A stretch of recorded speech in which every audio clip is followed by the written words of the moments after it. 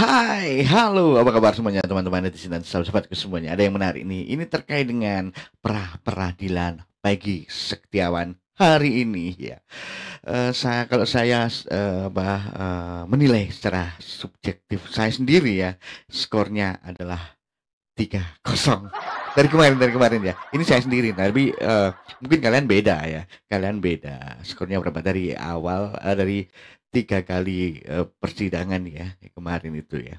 Ini kayaknya ini dimenangkan oleh pihak baik itu menurut saya pribadi. Tapi ini ada yang menarik. Ini ada detik-detik di mana ahli ya ini memberikan nasihat kepada termohon ya. Penyidik gitu ya. Coba kita lihat ini ya. Langsung kita lihat ya. Saya penyidik, saya membuat keterangan di sini sebagai ahli bukan untuk menyudutkan penyidik, tidak. Karena saya ahli di Polda Metro Jaya. Saya ahli di Polda Metro Jaya tuh. Jadi tiap bulan tuh mungkin ada 15 sampai 20 kali saya jadi ahli. Jadi kalau Polda Metro Jaya tuh perlu ahli, dia panggil saya. Walaupun saya di Bali disuruh pulang tetap. Jadi saya tidak menyudutkan penyidik Polda Bandung atau Jawa Barat. Saya cuma untuk mendudukkan masalah yang sebetulnya aja, supaya ada satu klarifikasi, supaya ada satu perbaikan untuk kedepannya.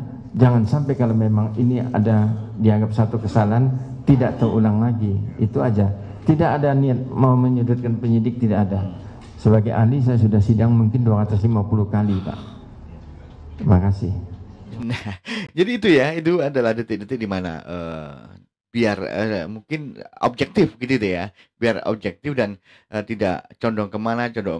Ini ahli ini adalah ahli dari Metro Jaya ya, ternyata dia ini sering juga dipanggil oleh pihak Metro Jaya ya, kepolisian Metro Jaya sana untuk dipanggil sebagai ahli ya. Jadi tidak ada di situ. Kenapa ahli bisa berpikiran seperti itu ya? Mungkin ya ini untuk menangkis anggapan bahwa ahli ini lebih condong kemana atau kemana. Nah, ini kan bukti bahwa apa yang dikatakan ahli ini menurut saya secara pribadi, secara subjektif ini benar-benar tidak condong kemana-mana dan inilah jalurnya seperti ini. Ini menurut saya seperti itu. Atau mungkin teman-teman bagaimana menurut teman-teman semuanya ya. Jadi aduh ini keren banget, luar biasa banget ya. Jadi gimana teman-teman semuanya? Jadi ada beberapa pertanyaan dari pemohon tadi ya, dan itu sudah ditanyakan dan sempat juga disangkal. Jadi semakin mengerut dan prediksi saya sih ini, kalau saya menilai dari melihat dari beberapa sidang di peradilan Peggy Setiawan ini ya, dari 3 kali ini ya, tadi saya katakan adalah skornya adalah 3-0 kayak sepak bola aja bro. 3-0 kayak sepak bola aja ya. Jadi seperti itu ya. Kita lanjut dulu. Ada yang asing nih. Terima kasih Pak. Cukup ini semuanya? Cukup, oh, udah cukup. Ya, terakhir ya ahli ya. Terkait dengan petitum ya, petitum permohonan itu yang baik itu seperti apa sih petitum itu? Yang baik itu fokus, yang mulia. Jadi tidak punya dualisme atau tigalisme hukum. Kalau petitumnya tidak jelas, boleh nggak? Nggak boleh. Harus jelas dan pasti. Jelas ya? Dan kayak naik tangga lah pokoknya tuh, kayak naik tangga. Tidak multi tafsir. Yang multi tafsir boleh enggak? Nggak boleh, yang multi tafsir nggak boleh. Kenapa petitum harus jelas, tidak multi tafsir? Kenapa? Ya kalau multi tafsir itu jadi NO tuh. Jadi NO petitumnya. Ya. Nanti dieksekusinya juga bingung. Ya, jadi hakim juga bingung mau mutusnya. Hakim kan manusia juga. Nah di sini ada yang menarik di sesi terakhir ini bro, bahwa Rudiana harus dipanggil untuk sidang ke depan. Coba kita lihat ya, kita lihat ya. Ada yang mau ditanyakan? Ini. Ya, terakhir. Mohon izin terakhir saja yang mulia. Baik, berdasarkan pertanyaan dari pihak termohon tadi yang menanyakan apakah laporan polisi masuk ke dalam kategori saksi atau bukti permulaan, kemudian ahli menjawab ya.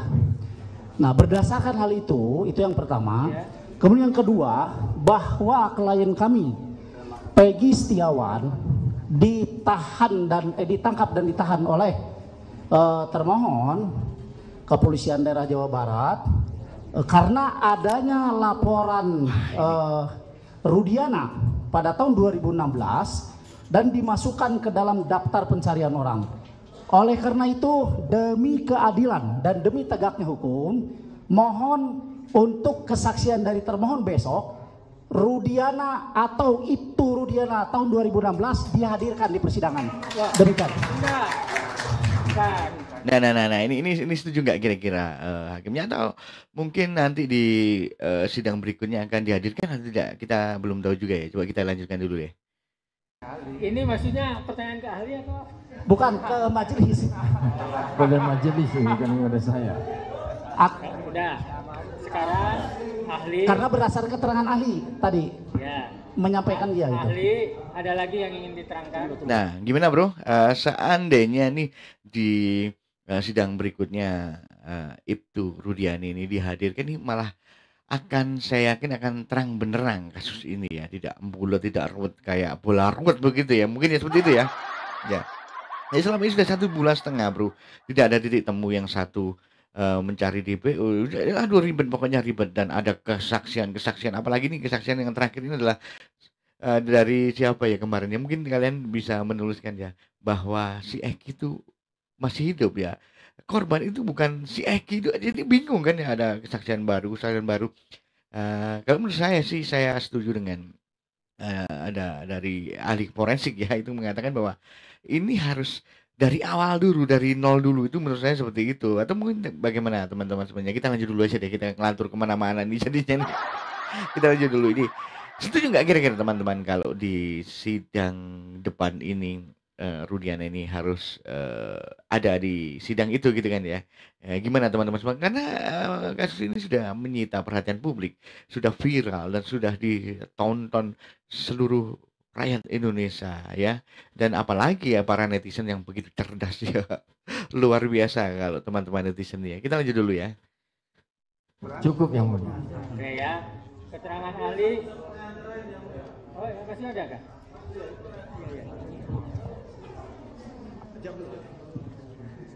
Yang terakhir tadi ditujukan kepada hakim atau saya? Nanti habiskan dulu. Oh siap. Waktunya. Mohon izin yang mulia, ini pamungkas. Wah, ini pamungkas dulu ya bro. Janji ya. Ya, ini tadi ahli mengatakan kalau ahli ini dipakai oleh Polda Metro Jaya. Tuh. Sependapat ya? Ya. Berarti ahli di sini adalah seorang ahli yang berintegritas. Ya, Setuju ya? betul. Setuju. Saya nanya sama ahli, untuk kasusnya Peggy Setiawan ini untuk ahli ini bukan ke hakim. Ya. Wajib enggak untuk digugurkan sebagai tersangka? Kalau menurut ahli, dalam perkara yang kita sampaikan tadi, menurut ahli, pendapat ahli ini wajib tidak untuk digugurkan sebagai tersangka? Kalau digugurkan sebagai tersangka itu kewenangan pengadilan. Iya betul. Sependapat. Ya.